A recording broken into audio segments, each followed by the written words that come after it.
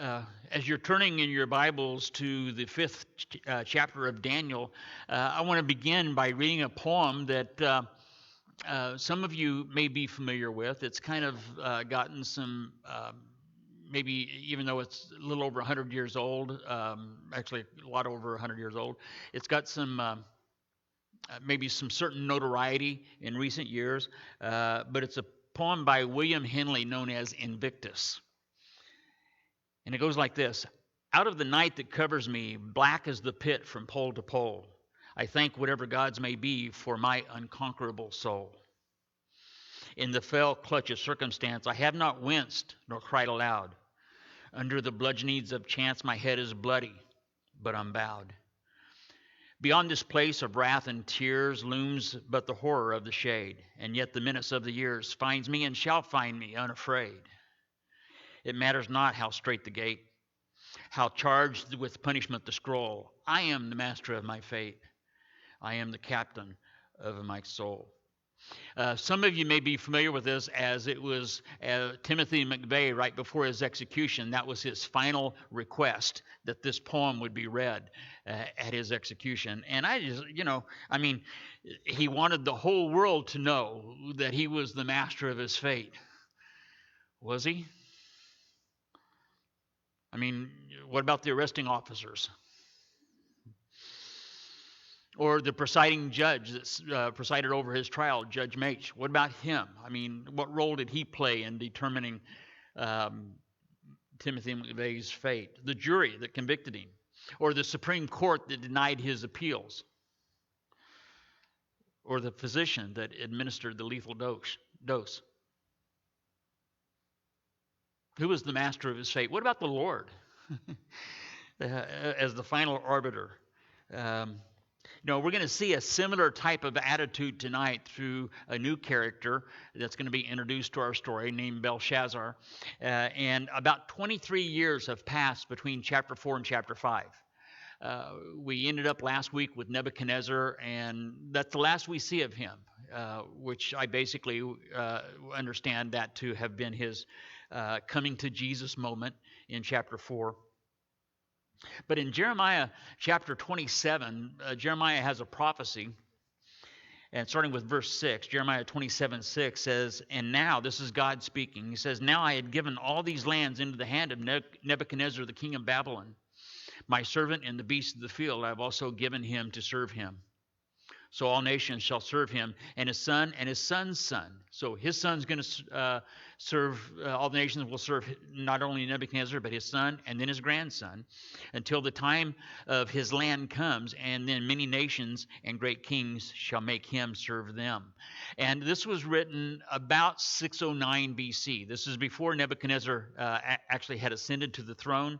And if we look at a timeline, beginning with this, the writing of this prophecy in approximately 609 BC, I think it's somewhat interesting as we go through it. Nebuchadnezzar came to the throne in around 605 with the death of his father, and he ruled for the next 43 years. His son, Evil Merodach. Now, I don't know how they came up with that name, but remember the names had special meanings back then, so I guess just naming him after a Babylonian god wasn't enough. They had to give him the evil prefix to his name.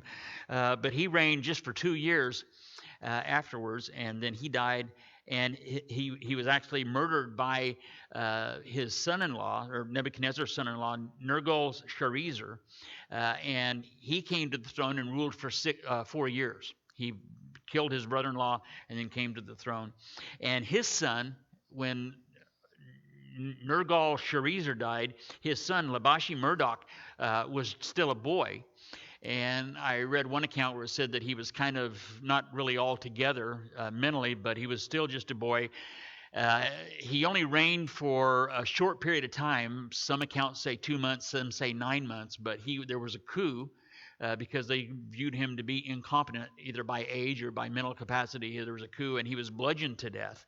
And upon his death, the forces that were part of that put one of the Babylonian generals in charge by the name of Nabonidus.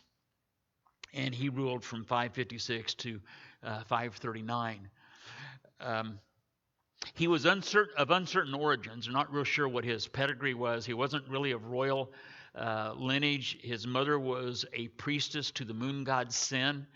And it's believed, at least Herodotus says, that he married one of Nebuchadnezzar's daughters in order to probably, in their mind, to legitimize the throne. But then they gave birth to a son by the name of Belshazzar, who was the co-regent from starting around 553 up until the fall of the empire. And that span from the giving of the prophecy in 609 to 539 at the fall of the events of Daniel chapter 5 or 70 years. Some believe that to be the span that we have of the 70 years of captivity. I think that it's probably going to fall into another different category, but that's kind of interesting nonetheless. It may be the correct way of ciphering it, but it's probably more of from the time of the being carried away in 605 until the time of the first returnees. We'll look at that later. Beginning of verse 1 says, Belshazzar the king made a great feast for the thousands of his lords and drank wine in the presence of the thousand. Most accounts say that there was a siege by the Persians at this time, that they'd had Babylon, the city of Babylon, under siege for a period of time. But it was a very well fortified city. As we saw earlier, had the 300-plus foot walls, and they were so thick that they could run chariot races up on top of them. And they had this river, the Euphrates River actually flowed through the middle of the city. So they had a limitless supply of water, and they had food stores that could survive decades of siege. So they ain't afraid of nothing. And so while the siege is going on, it came time for one of their festivals, and Belshazzar is wanting to show how secure they were. Within the city walls, he puts on this big fast or big feast. And it's interesting that recently archaeology has undiscovered what they believe to be as this banquet hall that measured 56 feet long, wide, and 173 feet wide. So it was a big, huge, you could fit several hundred people in there. And then over on the edge of the center of the edge was this alcove that had a white porcelain kind of whitewashed walls that would have affected itself very well for the handwriting that's going to appear in a little bit. And this very well could be the place where the events of chapter 5 take place. And it says, while he tasted the wine, verse 2, that's got to be the ultimate of euphemisms. You know, they were not having a wine tasting ceremony there. You know, I mean, they weren't where they take a swallow and squish it around and then spit it into a spittoon, you know, and then go on to the next vintage. It wasn't like this. It was they had the jugs turned over and they were, you know, chugging it down. I mean, this was a full-on drunken orgy. And it says that while he tasted the wine, Belshazzar gave command to bring the gold and silver vessels which his father Nebuchadnezzar had taken from the temple, which had been in Jerusalem. Now remember, this whole section is written in Aramaic.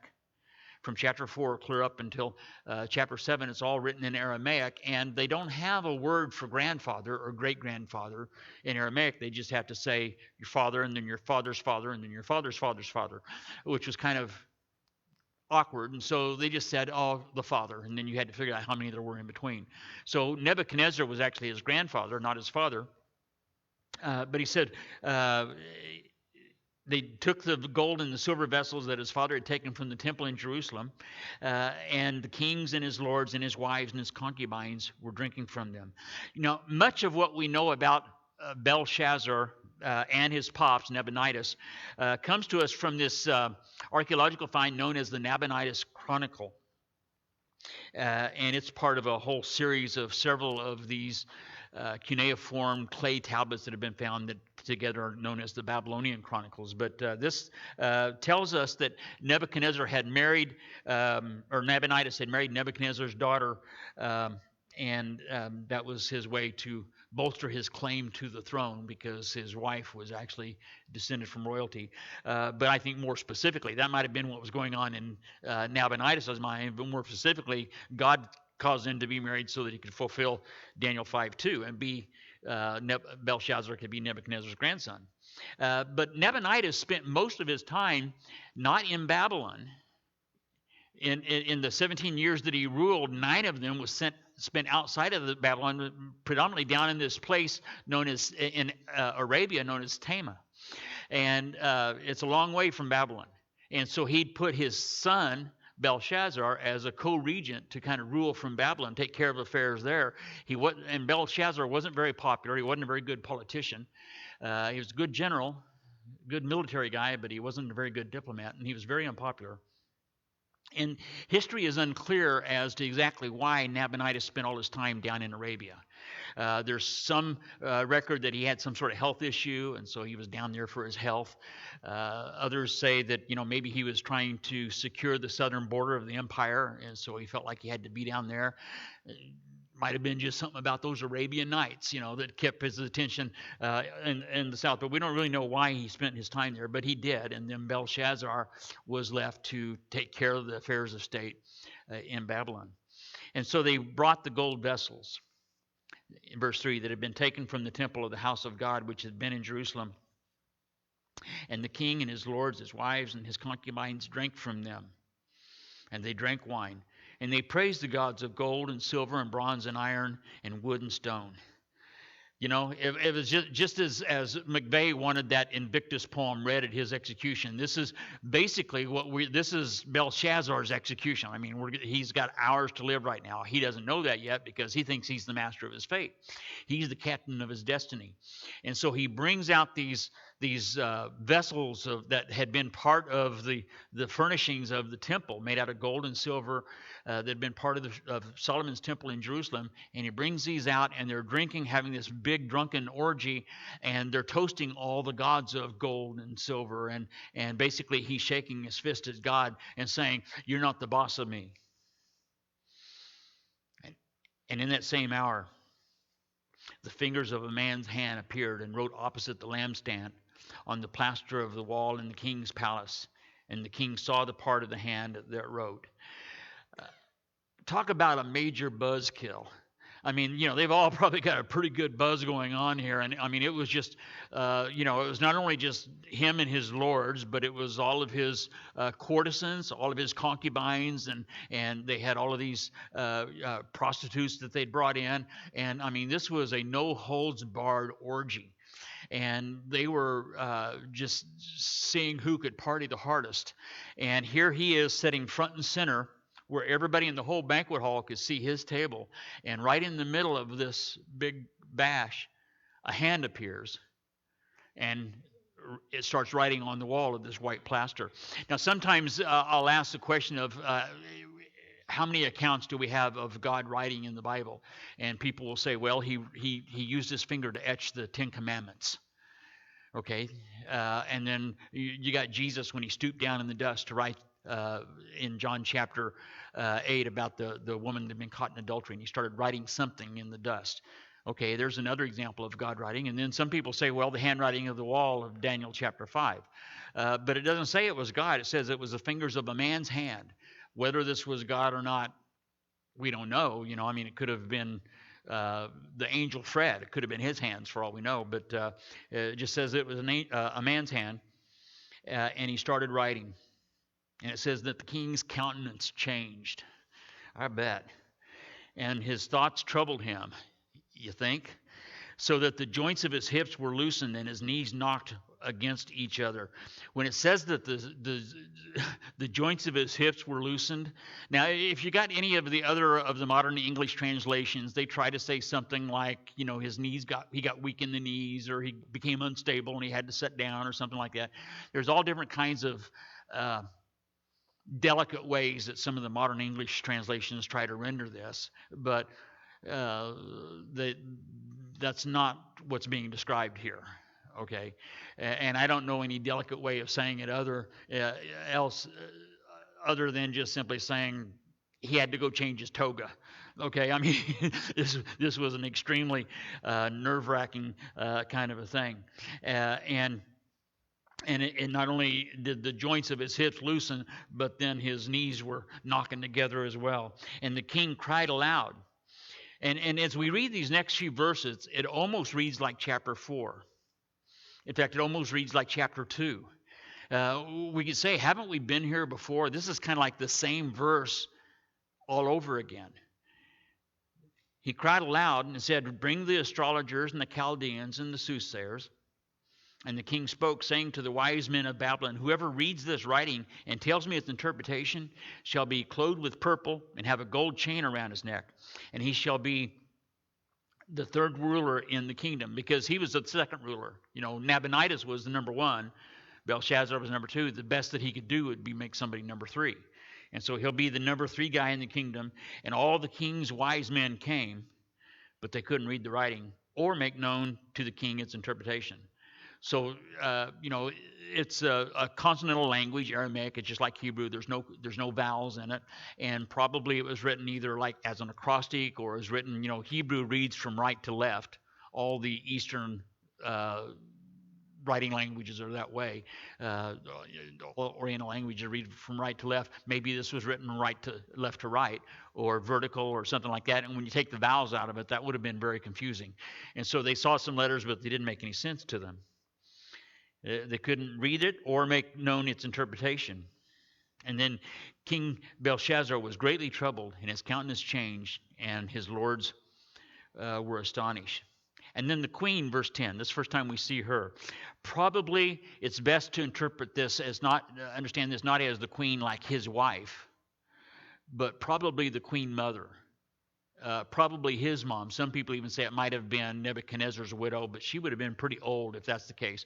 But very likely it's Nabonidus' wife, Nebuchadnezzar's daughter, excuse me. Because of the words of the king and his lords, she came into the banquet hall. Prior to this time, she didn't want anything to do with what was going on in there. This was beneath her dignity, and it was just too bawdy. It was just too depraved and debauched, and she was just kind of staying up in her digs, waiting for it all to die down. But when she heard about all this commotion, she went to go see what it is. And so she spoke, saying, O king, live forever. Do not let your thoughts trouble you, nor let your countenance change. Because there is a man in your kingdom in whom is the spirit of the holy God. Some people say might be a spirit of the gods, but maybe by this time, if this was Nebuchadnezzar's daughter, maybe she saw it correctly, and she knew whose spirit and which God it was.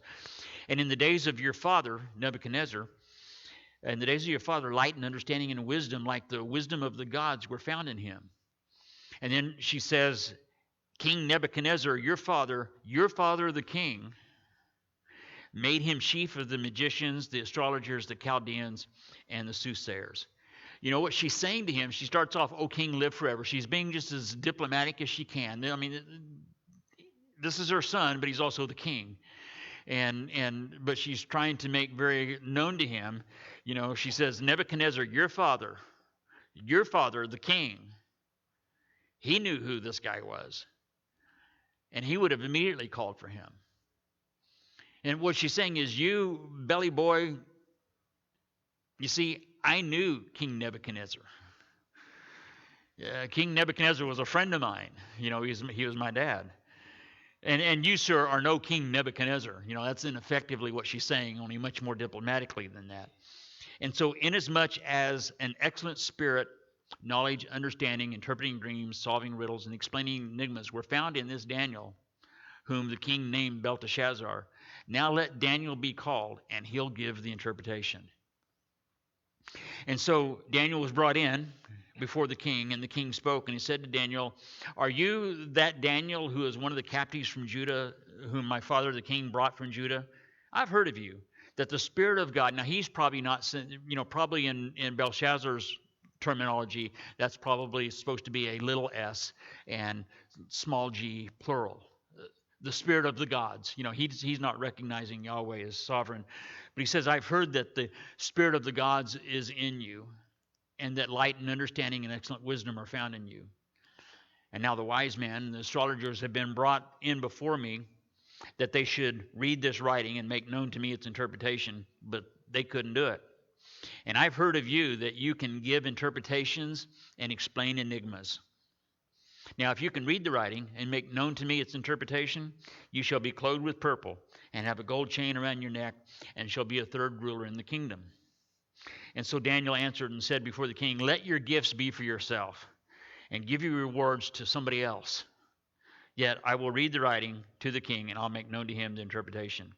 If we could probably put that in some modern language, he's probably saying, okay, that's fine, but here's what you need to do. Transfer the money from the Bank of Babylon and put it into a numbered Swiss bank account, and oh yeah, and hurry, because the Bank of Babylon is not going to last very much longer. What it sounds kind of like what he's saying. He says, "Let your gifts be for yourself." Like, I don't need no stinking gifts. I don't think he's being that way. I don't think he's saying it like that. He's just saying that the gifts that I have, the work of the Holy Spirit through me is not for hire. You can't pay me for doing something like this. So you just keep that, and if you got to pay somebody else. But that's not what I do this because God gives it to me, and God's my provider, not you. And he says, "And I'll make you a third ruler in all of Babylon." I mean, this gives whole new meaning to that term, king for a day. Because that's about, this would have been king for a few hours at the very least. Because the Persians were at the gates laying siege to it. And yet they weren't worried about the Persians. It was a national holiday. And not only were all the people inside this banqueting hall partying, but the entire city was, including the military. So Daniel continues in verse 18, "O king, the Most High God gave Nebuchadnezzar your father a kingdom and majesty and glory and honor. And because of the majesty that he gave him, all peoples and nations and languages trembled and feared before him. Whomever he wished, he executed. And whomever he wished, he kept alive. Whomever he wished, he set up, and whomever he wished, he put down.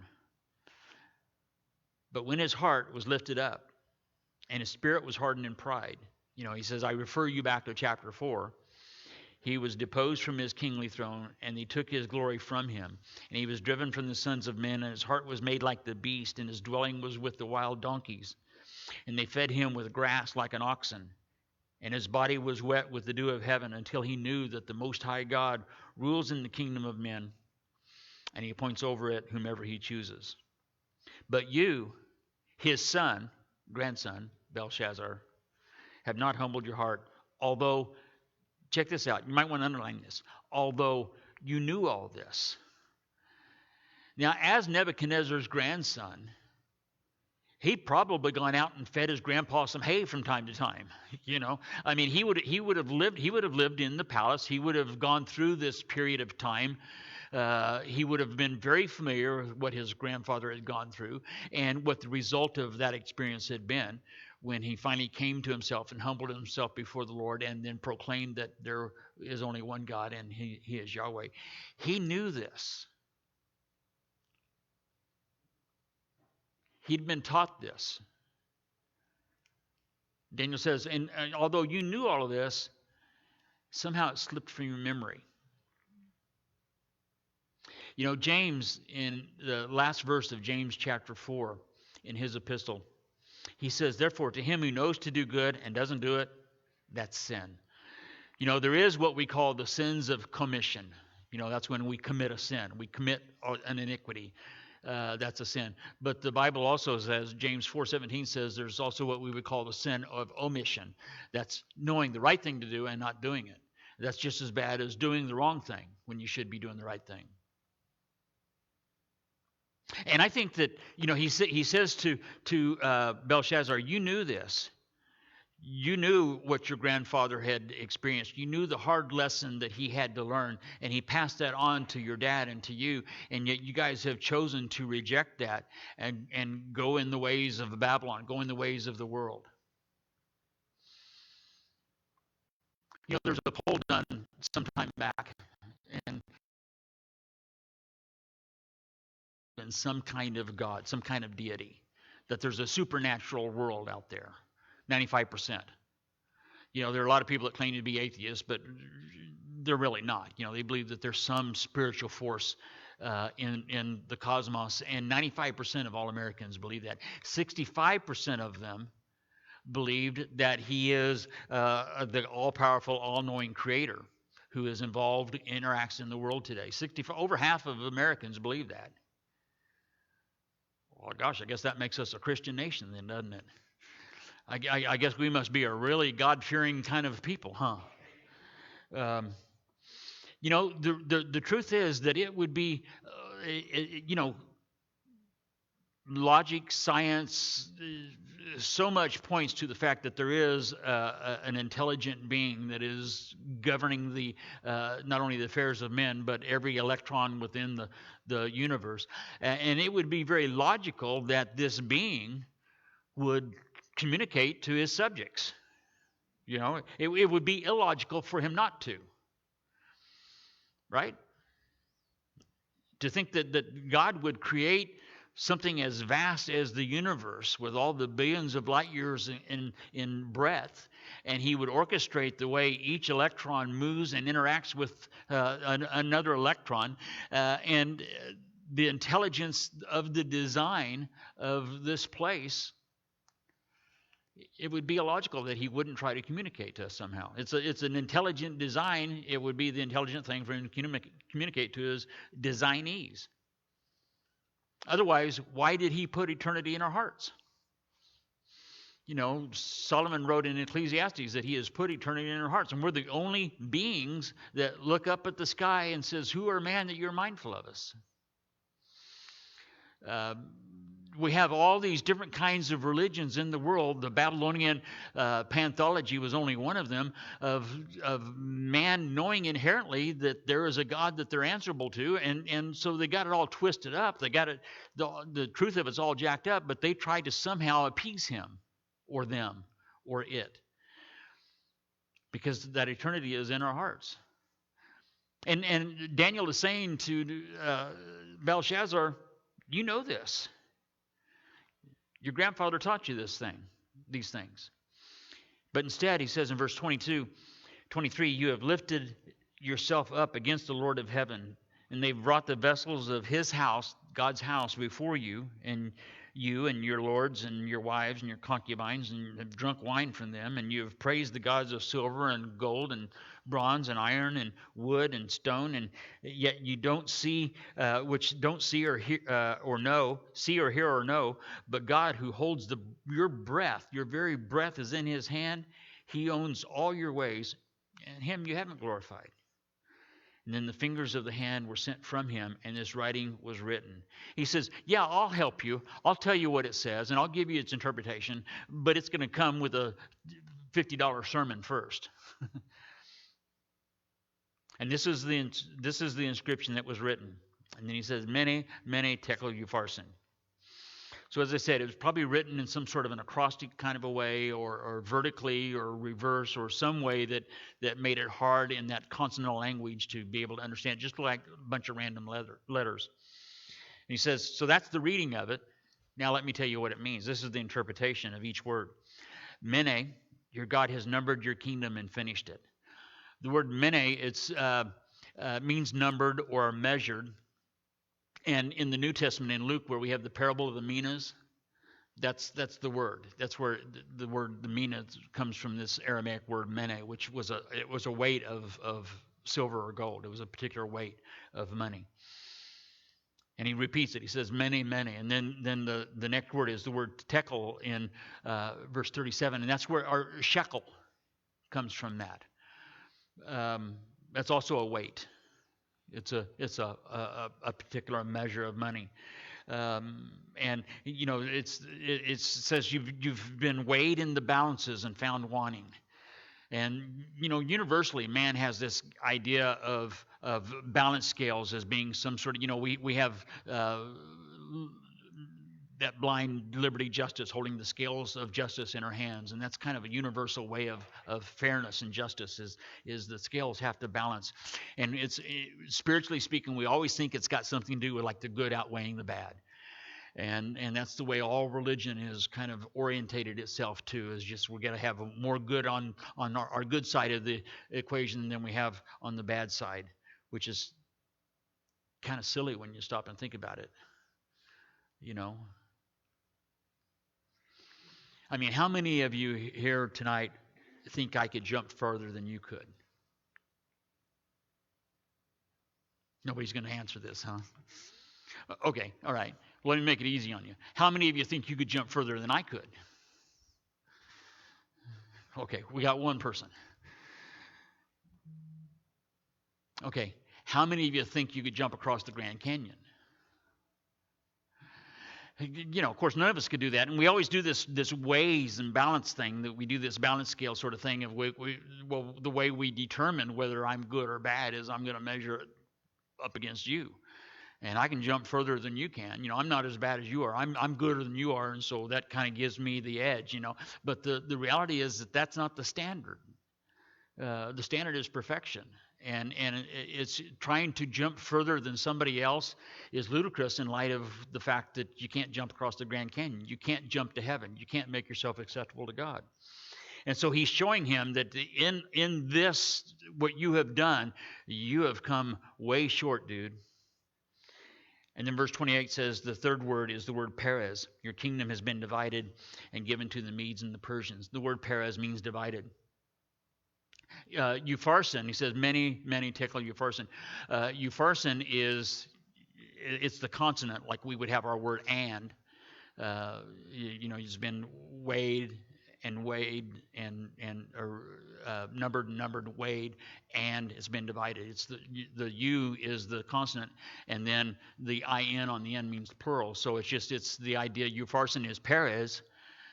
That's got the consonant in it, and it's been and it's more than one. It's plural, and so we got many tekel Upharsin. Oh yeah, and Perez is from the same root as the word for Persians, which is kind of interesting because those are the guys about coming through the door. So you've been numbered, weighed, and divided. Which all of that, he says that's what it all says. Let me interpret it for you. You're toast. That's the meaning of it. And check out Belshazzar's response to this. He gave the command. He said, if anybody can tell me what it says and give me this interpretation, I'm going to clothe you in purple. I'm going to put a bunch of gold chains on your hand. You're going to around your neck, look like a rapper. And I'm going to elevate you to the number 3 position in the world. And so he said, clothe him with purple, which is the royal colors. Put some royal duds on him. Put some gold chains on his neck. And then he made a proclamation concerning him that he should be the third ruler in the kingdom. Am I missing something here? I mean, Daniel just told him that the interpretation is that you're going down. You're dying. You're losing your kingdom. And he's just rejoicing that he got the answer to the puzzle. He says, yeah, I'm going to do something right about that just as soon as we get done with this party. I'm going to, as soon as we get done with this, then tomorrow I'm going to, those are some pretty good words, Dan, and I'm going to make sure I do something about it. It's crazy. And yet that's really no different than 90% of the way the world goes today. And far too much of a percentage in the church. And then it says in verse 30, that very night, Belshazzar, the king of the Chaldeans, was slain. He had had his 15 minutes of glory.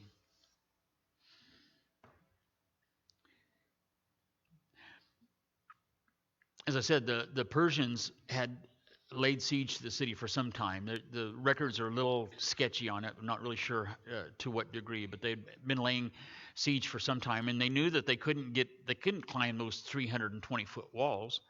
No way they could get through those. They couldn't get through the river because they had these steel grates that went down, and you couldn't take a boat through there or anything like that. The steel grates allowed the water to go through, but you couldn't pass.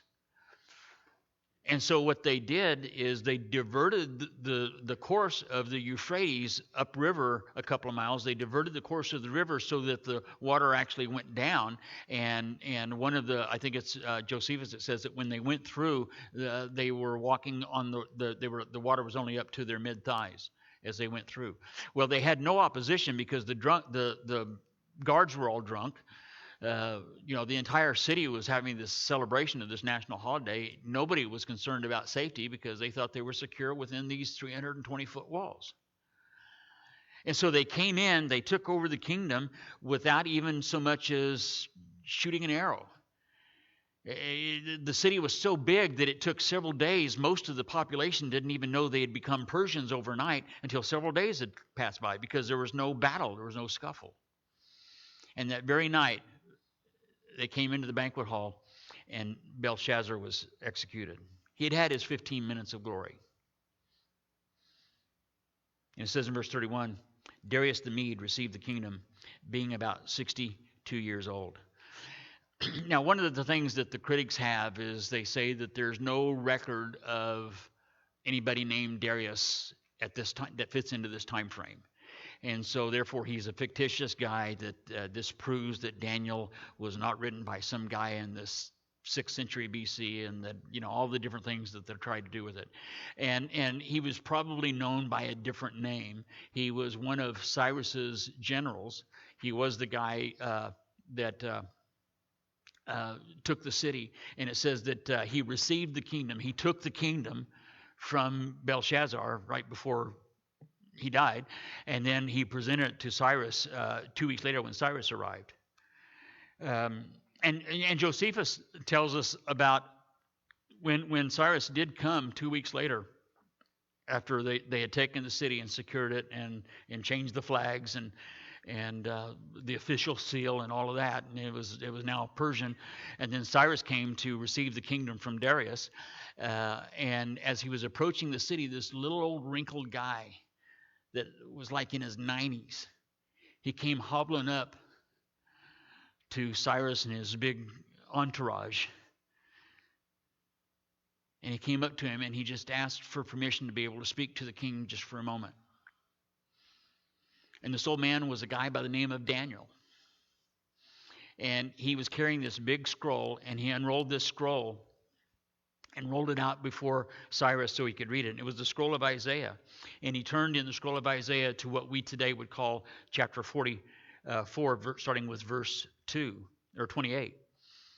And then it's God speaking, who says of Cyrus, "He is my shepherd, and he shall perform all my pleasure, saying to Jerusalem, you shall be built, and to the temple, your foundation shall be laid.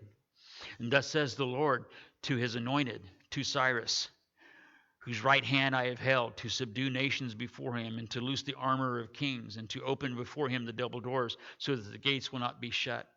And then it continues on in chapter 45, verse 2 says, "I will go before you and make the crooked places straight, and I will break in pieces the gates of bronze and cut the bars of iron, and I will give you the treasures of darkness and hidden treasures of secret places, that you may know that I, the Lord, who call you by your name, am the Lord God and am the God of Israel.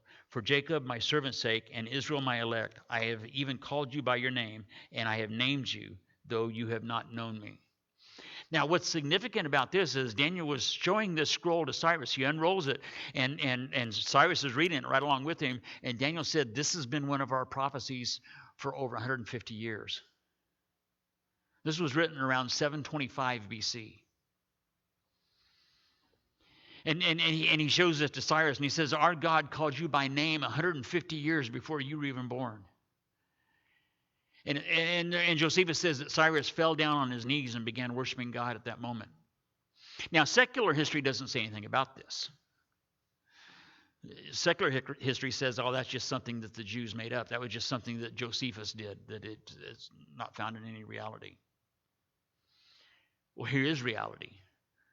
The very first decree of Cyrus. This is secular history. The very first decree that he gave after he took the kingdom was the emancipation of all the people that had been transplanted by the Babylonians. He allowed the Jews to go back to their homeland and reestablish their temple. That was his very first edict. In fact, this decree is corroborated on what's become known as the Cyrus Cylinder, and he tells the whole story about how not only the Jews but all the peoples that had been displaced by the Babylonians and the Assyrians before them. So for 2 empires, these Jewish people and others of the region have been taken from their homes and been made captives in this foreign land. And the first thing Cyrus did is say, "You guys can all go back home." And I believe that it's primarily based upon this scroll from Isaiah that Daniel showed him. Around 1900, sometime after that, there was a young woman that had in her younger years had been pretty enamored by Henley and his poem, Robert Henley and the poem Invictus. And she was a humanist, and she was an activist, and she was all about that, being the master of her fate kind of a gal.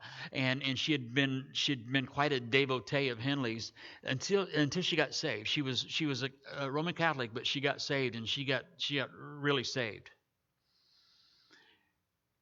And she ended up writing a response to Invictus. Just kind of just took a line for line of those four stanzas of the poem and wrote a response to it that she named as became known as Concord, Dorothea Day. And she said, "Out of the light that dazzles me, bright as the sun from pole to pole, I thank the God I know to be for Christ, the conqueror of my soul. Since his the sway of circumstance, I would not wince nor cry aloud under the rule which men call chance. My head with joy is humbly bowed. Beyond this place of sin and tears, that life with him and his the aid, that spite the menace of the years, keeps and will keep me unafraid. I have no fear, though strait the gate. He cleared from punishment the scroll. Christ is the master of my fate. Christ is the captain of my soul." And it's kind of, we can choose whether we want to go the route of Henley or whether we want to go the route of Dorothea Day. If we want to go the route of trying to be the captain of our own lives, or will we bow our knees before God and accept his sovereignty? But there is no middle. There's no third option. George MacDonald, who was a Scottish guy from about 100 years ago, a Scottish pastor, and he wrote some pretty good stuff. He said this: "How often we look upon God as our last and feeblest resource. We go to him because we have nowhere else to go. And then we learn that the storms of life have driven us not upon the rocks, but into the desired haven." We can recognize that God is charting the course of our paths, and that he's in charge, and that if we're going through a hard time, he can end it in a heartbeat if he wanted to, or he could use this hard time in order to perfect us and affect the lives of other people. Or we can drink from the vessels of gold and silver and praise the gods that man has made, and try to declare ourselves to be the master of our faith. There's no middle ground. There's no other option. There's no third possibility. And I think that was the lesson of Daniel chapter 5. This was the lesson that Nebuchadnezzar learned the hard way. But Belshazzar learned it an even harder way. And yet the truth is that we can learn it just simply by the example that's been given to us, and by the reality that there is a God who rules from heaven, and that he is over the affairs of men. Let's pray. God, we do bow before you just as King Cyrus did so many centuries ago, even millennia. Almost 2,500 years ago, this man came to a knowledge of who you are. And we bow with him. And we understand, Lord, we recognize that there are a lot of forces, there are a lot of critics, there are a lot of those that want to tear down this book and the other 65 that are associated with it. There are a lot that want to deny your sovereignty and want to blaspheme you in the same way that Belshazzar and his men were doing. And yet there is a truth that transcends that.